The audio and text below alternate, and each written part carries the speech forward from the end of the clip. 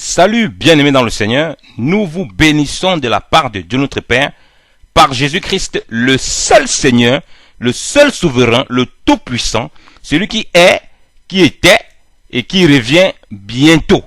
Nous voulons encore partager la parole du Seigneur avec vous et nous voulons aborder la question, c'est un passage difficile dans la parole de Dieu, ou bien qui met des passages qui mettent souvent un peu de confusion, notamment le Fils qui va remettre le royaume à Dieu le Père. Dans quand Paul écrit son épître aux Corinthiens, notamment dans 1 Corinthiens 15, je précise que nous ne sommes pas là pour mettre les gens dans la confusion, nous ne sommes pas là pour créer des divisions. Nous voulons expliquer la parole du Seigneur selon que nous l'avons reçue. Comme nous l'avons dit, c'est pas une dénomination, c'est pas un mouvement, c'est l'explication de l'écriture par l'écriture. Ok, conduit par le Saint-Esprit.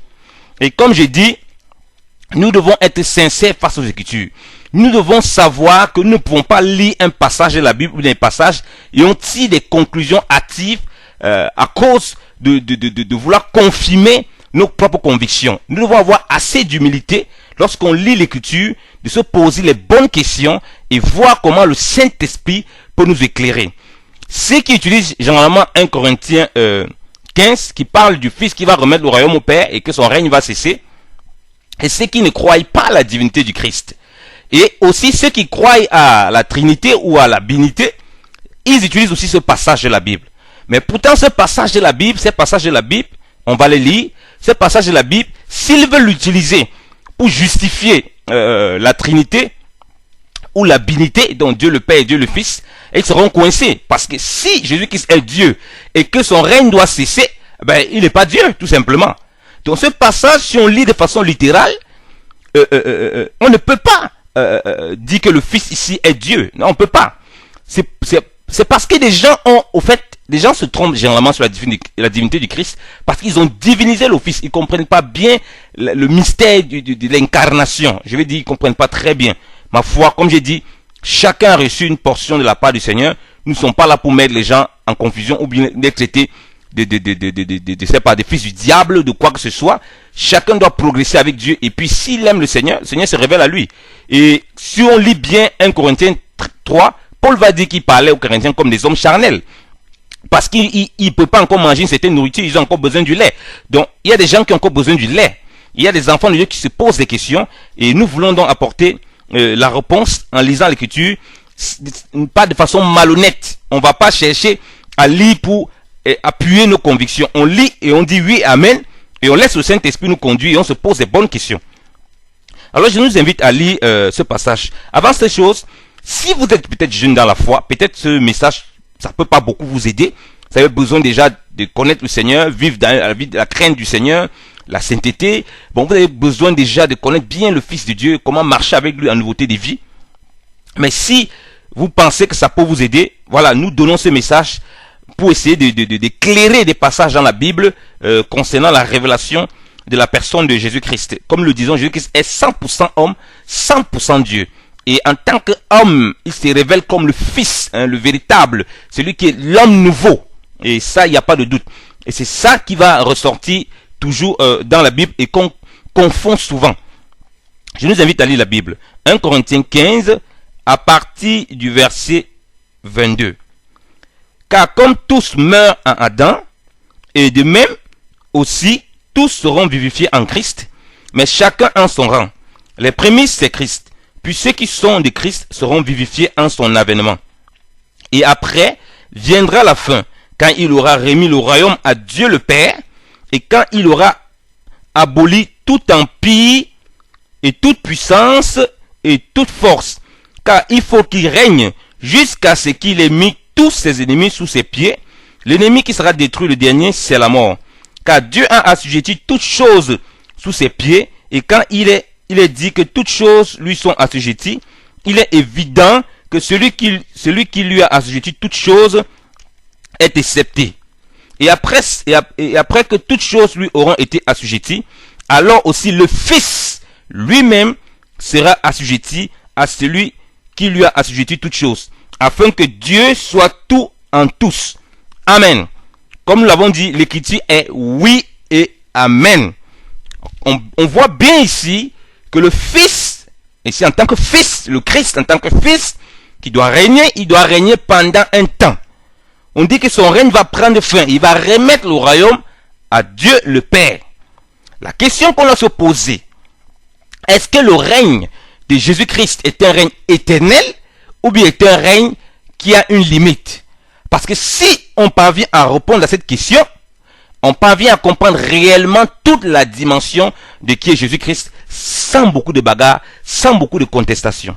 Parce que c'est important de comprendre ça. Donc, on ne peut pas prendre juste de façon et dire, ah oui, le Fils va remettre le royaume au Père, le Père est une seconde personne, bien comme quelqu'un qui est à côté de lui comme ça. Il est juste la deuxième personne de la Trinité, il n'est pas la première personne. Frère, il faut aussi accepter qu'il va remettre son royaume au Père, donc son royaume n'est pas éternel, donc il n'est pas Dieu. Donc comprends bien qu'il y a une distinction entre le Fils et le Père, mais que le Fils et le Père sont bien uniques et indissociables. On ne peut pas les dissocier.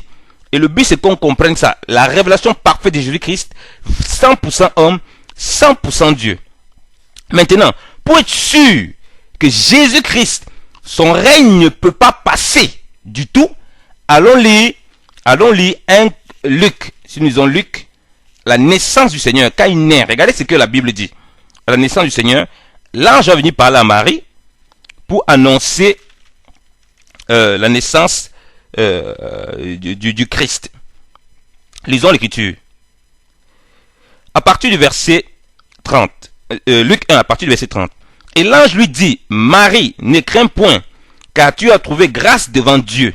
Et voici, tu concevras en ton ventre, et tu enfanteras un fils, et tu appelleras son nom Jésus, Yeshua. Il sera grand, et il sera appelé le Fils du Très-Haut. Et le Seigneur Dieu lui donnera le trône de David, son père, et il régnera sur la maison de Jacob éternellement. Et il n'y aura point de fin en son règne. Amen. On a dit l'écriture est oui et amen. On accepte, on ne conteste pas. Alléluia.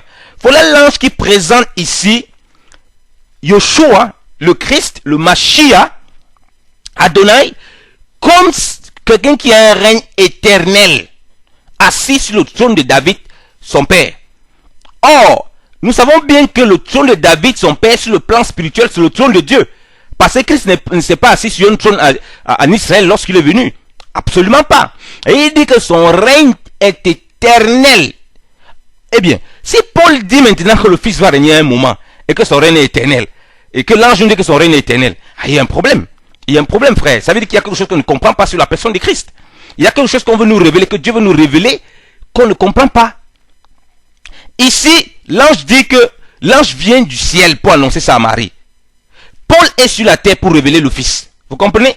Donc ça veut dire que si on veut lier les deux versets, on comprend que on voit ici dans 1 Corinthiens 15 le Fils établi dans la maison comme le prince. Alléluia. Et là ici, quand l'ange parle, on voit ici le Fils qui va régner éternellement comme le roi. Ok? Mais dans 1 Corinthiens 15, on fait bien la distinction entre le Fils et le Père, parce que le Fils ici c'est le prince, après le Père c'est le roi. Or Jésus-Christ, vous le savez bien, il est le roi des rois. Ça veut dire que son règne ne peut pas passer. Parce que quand l'ange parle qu'il est assis sur le trône de David son père, en réalité il est le roi. Mais pendant un temps on le voit comme le Fils. Ok? Pour que plus tard, quand toutes choses seront assujetties, on le voit pleinement tel qu'il est. Le Tout-Puissant. Yahvé Adonai.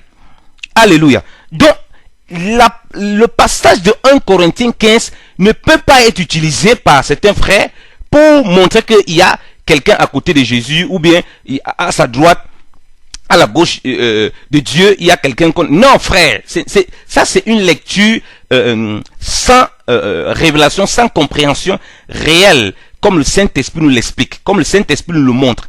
Donc le royaume de Christ ne peut pas passer. Le royaume du Seigneur ne peut pas passer. S'il remet le royaume à quelqu'un, puisque son règne est éternel, c'est lui-même qui doit recevoir ce royaume-là. Prenons l'écriture, pour comprendre ça, prenons l'écriture. Prenons l'écriture, lisons Michée, pour comprendre la prophétie qui est annoncée par l'ange. Michée, bien aimé dans le Seigneur, Michée 4, à partir du verset 5. Michée 4, à partir du verset 5. Certainement, tous les peuples marcheront chacun au nom de son Dieu. Mais nous marcherons au nom de l'Éternel notre Dieu, à toujours et à perpétuité. Et en ce temps-là, dit l'Éternel, j'assemblerai la boiteuse et je recueillerai celle qui avait été chassée et celle que j'avais affligée. Et je mettrai la boiteuse pour être un résidu et celle qui était éloignée pour être une maison robuste. L'Éternel régnera sur eux en la montagne de Sion. Dès cette heure-là, à toujours. Amen. Michée va donner une parole prophétique et il va dire que c'est Yahvé Adonai qui va régner sur la maison d'Israël, sur la maison de Jacob, à toujours. Et on voit que cette prophétie s'accomplit quand l'ange vient annoncer à Marie, celui qui va naître, Yeshua, qui va s'asseoir sur le trône de David.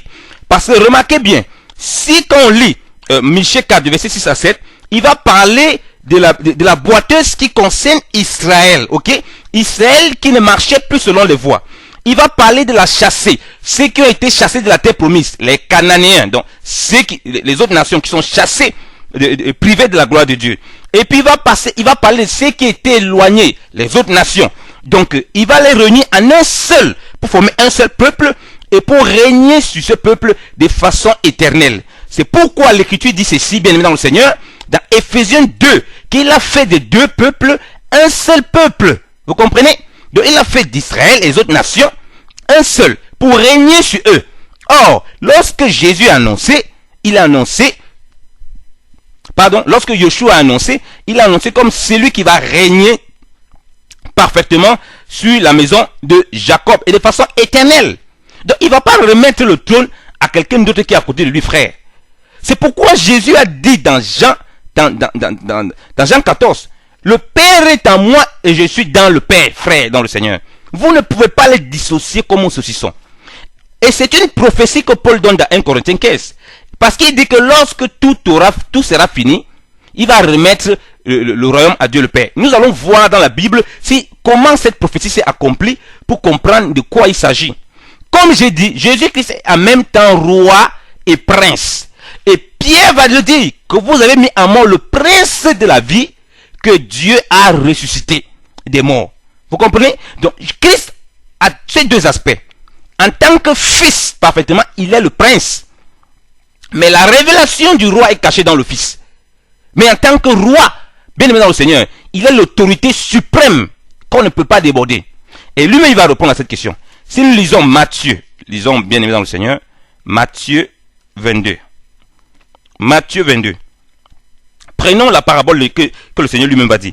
Alors Yeshua, Jésus, Matthieu 22 à partir du verset 1. Alors Yeshua, Jésus, prenant la parole, leur parla encore par similitude, disant, le royaume des cieux est semblable à un roi qui fit les noces de son fils, et il envoya ses serviteurs pour appeler ceux qui avaient été conviés aux noces, mais il n'y voulut point venir. Alléluia. Arrêtons-nous d'abord là.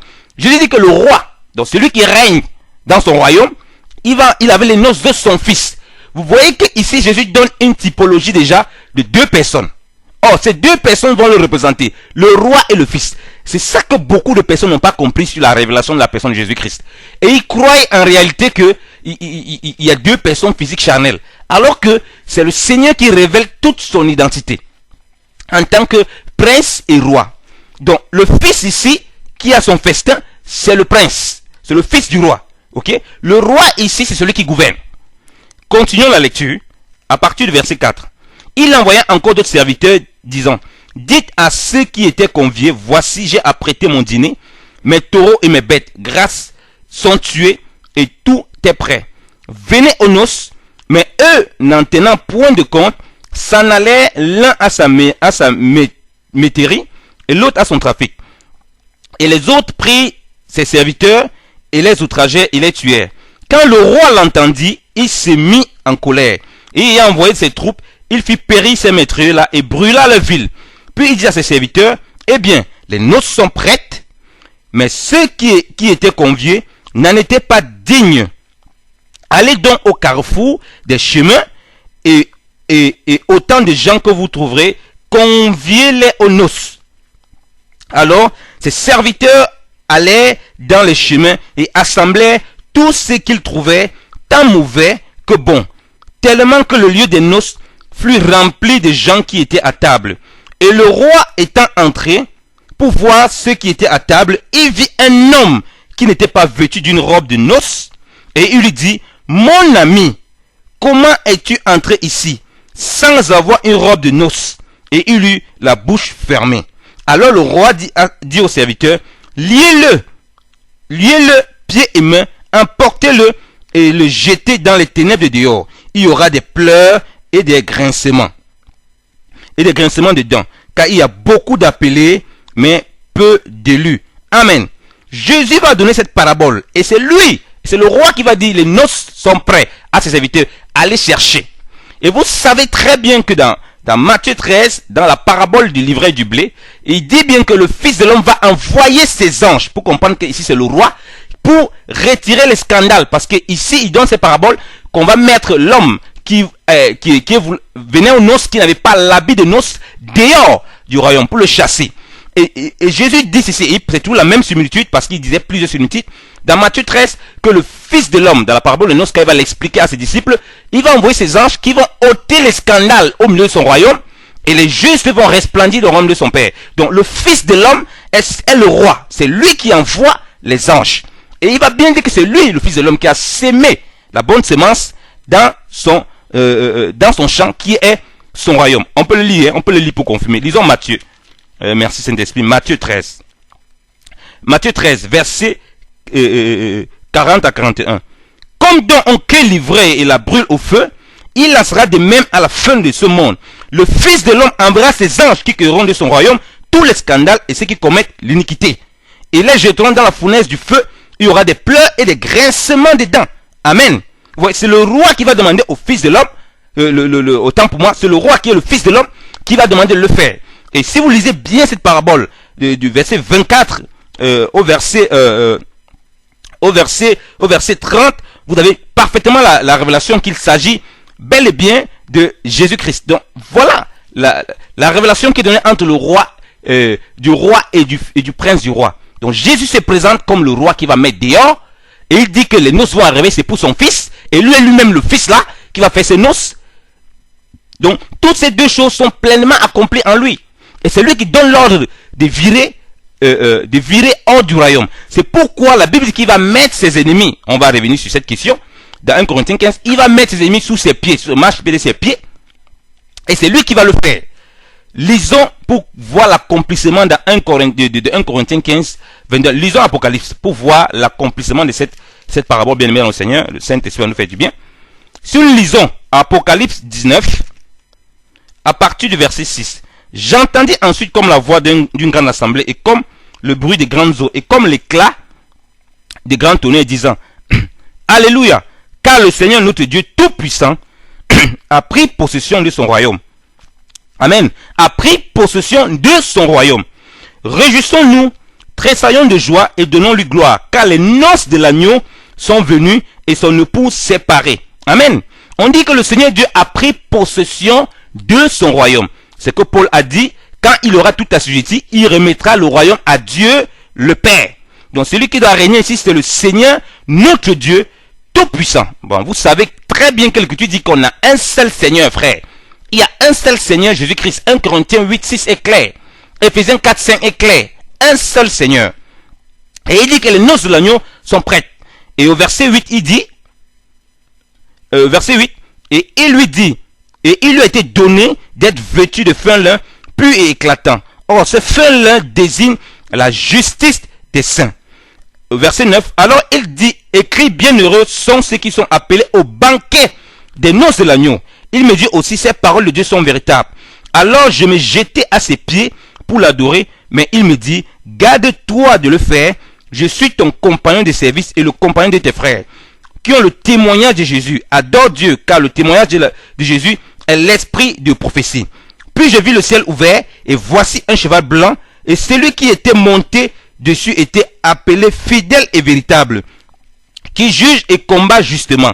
Et ses yeux étaient comme une flamme de feu. Il y avait sur sa tête plusieurs diadèmes. Il portait un nom écrit que nul n'a connu que lui seul. Il était vêtu d'une robe teinte dans le sang, et son nom s'appelle la parole de Dieu. Et les armées qui sont au ciel le suivaient sur des chevaux blancs, vêtus de fin lin blanc et pur. Il sortait de sa bouche une épée tranchante, pour en frapper les nations, car il gouvernera par une verge de fer, et il foulera la cuve du vin de l'indignation et de la colère de Dieu Tout-Puissant. Et sur son vêtement et sur sa cuisse étaient écrits ces mots: le roi des rois et le seigneur des seigneurs. Amen. Vous voyez l'accomplissement, bien aimé dans le Seigneur, de cette prophétie que Paul donne dans 1 Corinthiens 15. Nous avons dit que c'est une prophétie. Le Fils va remettre le royaume à Dieu le Père. Et on a vu que quand le Christ est né, on a dit que son royaume est éternel. On a vu que le Seigneur lui-même a donné la parabole du roi qui fait les noces du Fils. Et que lui-même il se révèle comme le roi qui va envoyer ses serviteurs pour récupérer ceux qui vont revenir noces, pour ôter les scandales, pour jeter dans les ténèbres dehors, il y a eu les grincements et des pleurs, ceux qui n'ont pas les habits de noces. Maintenant ici, on commence par le Seigneur Dieu Tout-Puissant, qu'il est rentré dans son royaume. On sait que le Seigneur, il y a un seul Seigneur dans la Bible. Bon, là encore, peut-être on peut dire non, pardon, que c'est pas bien identifié. Directement, on nous montre, pardon, les noces. Ensuite, on voit le ciel s'ouvrir, on commence à décrire quelqu'un là-dessus, et on sait que cette personne, c'est rien d'autre que Jésus-Christ. Et on dit qu'il va gouverner. Ah, il y a un problème, bien aimé dans le Seigneur. Si après ça, après qu'il ait fait tout cela, qu'on voit selon comme on a lu dans Matthieu 22 par rapport à la parabole des noces, que c'est le roi qui va mettre dehors, si après ça, il va gouverner, alors qu'on a dit que le Fils va remettre le royaume à Dieu le Père, s'il n'est pas ce Dieu, alors il y a un problème. Parce qu'on nous dit qu'il gouvernera avec une verge de fer. Et il fera le cuve de vin de l'indignation de la colère. Les gens ne le verront plus comme un fils. Hein?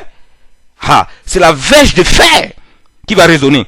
Parce qu'il va se révéler dans une puissance terrible dans sa majesté. Et on le verra donc comme le roi des rois et le seigneur des seigneurs.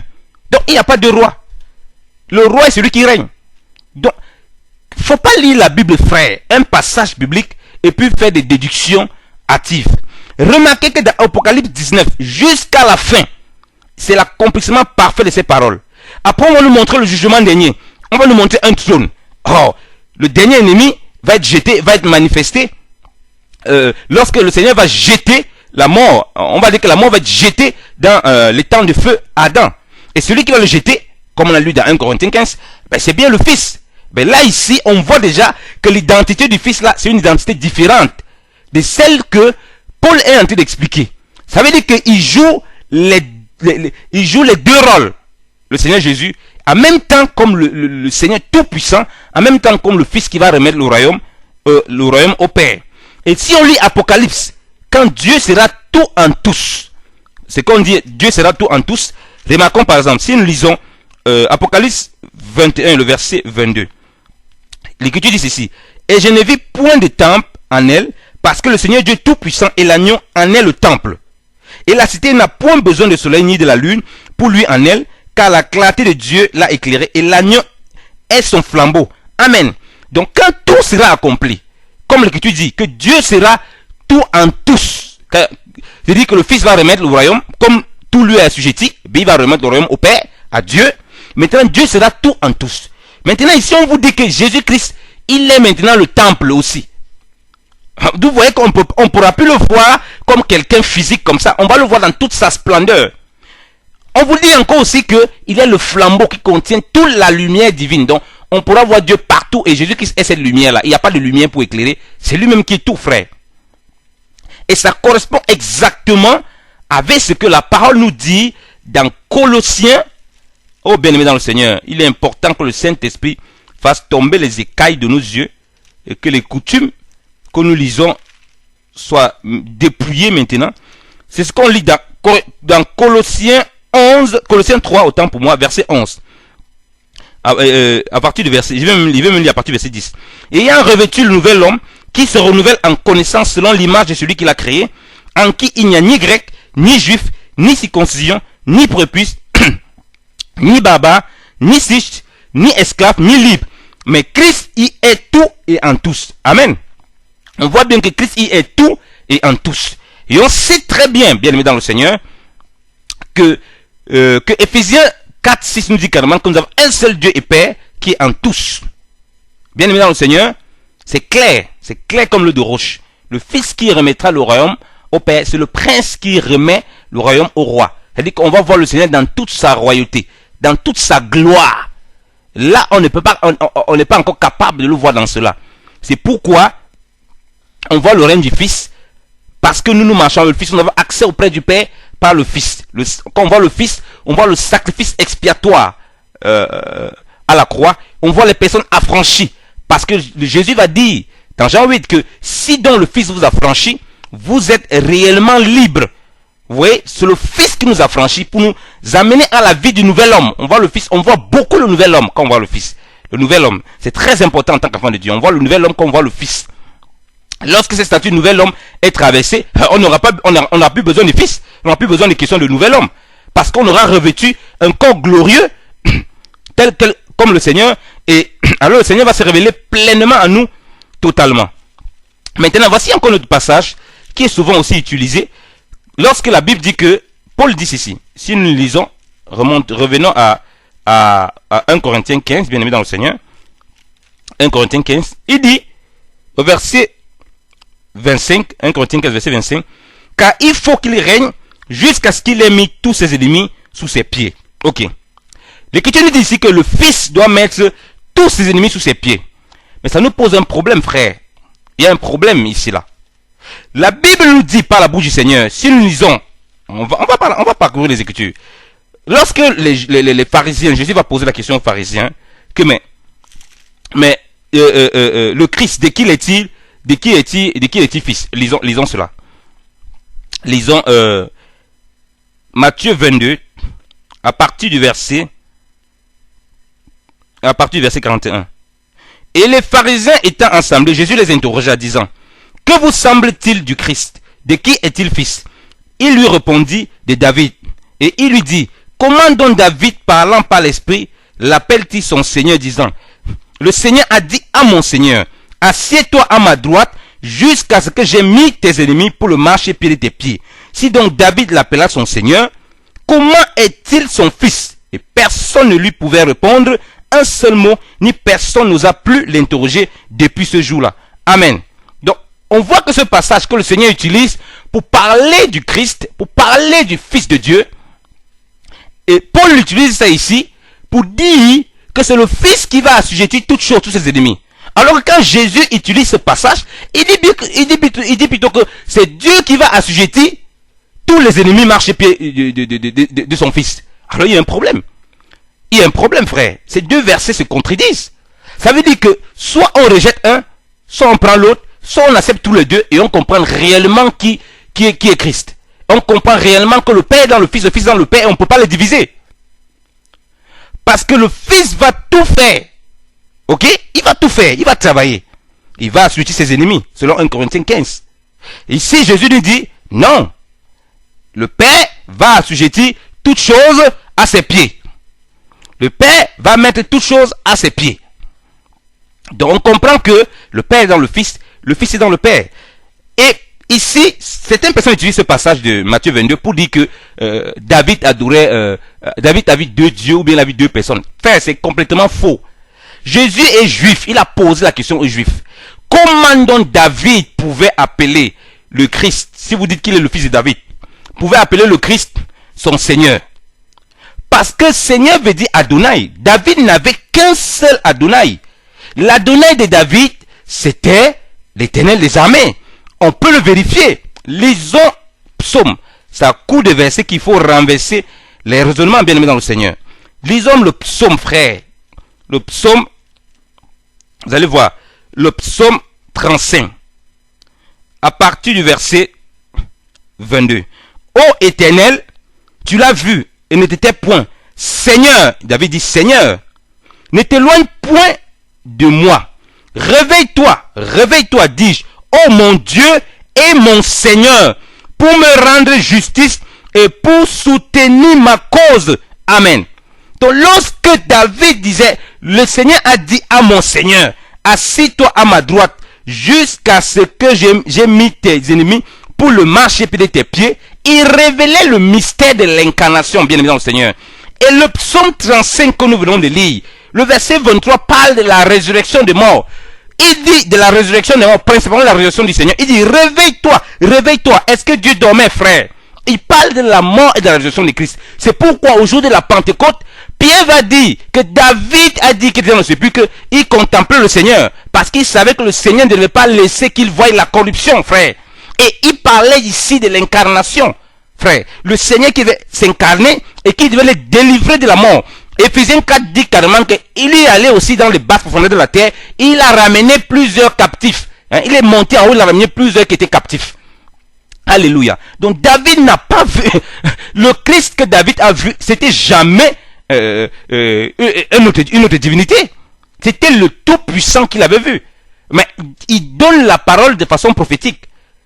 Assieds-toi à ma droite jusqu'à ce que j'ai mis tes ennemis le marchepied de tes pieds.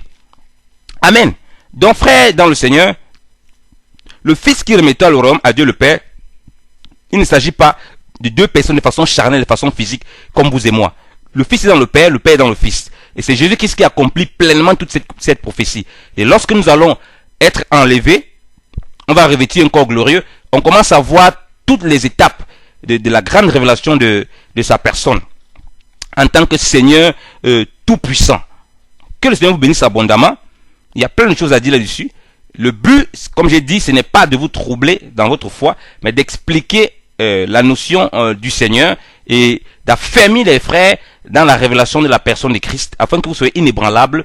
Donc David n'a pas adoré trois dieux. Le Fils remettra le royaume au Père. S'il ne s'agit pas de remettre à quelqu'un d'autre. Son règne est éternel. On va le voir exactement, on le connaît exactement tel qu'il est. Que le Seigneur Dieu vous bénisse abondamment. Au nom puissant de Jésus-Christ de Nazareth.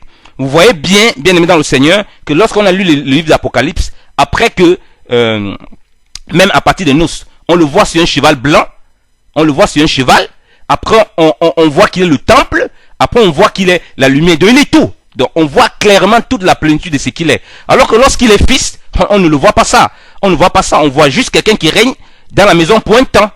Il ne peut pas représenter tout. Or, celui qui représente toutes choses, eh bien, ce n'est que Dieu.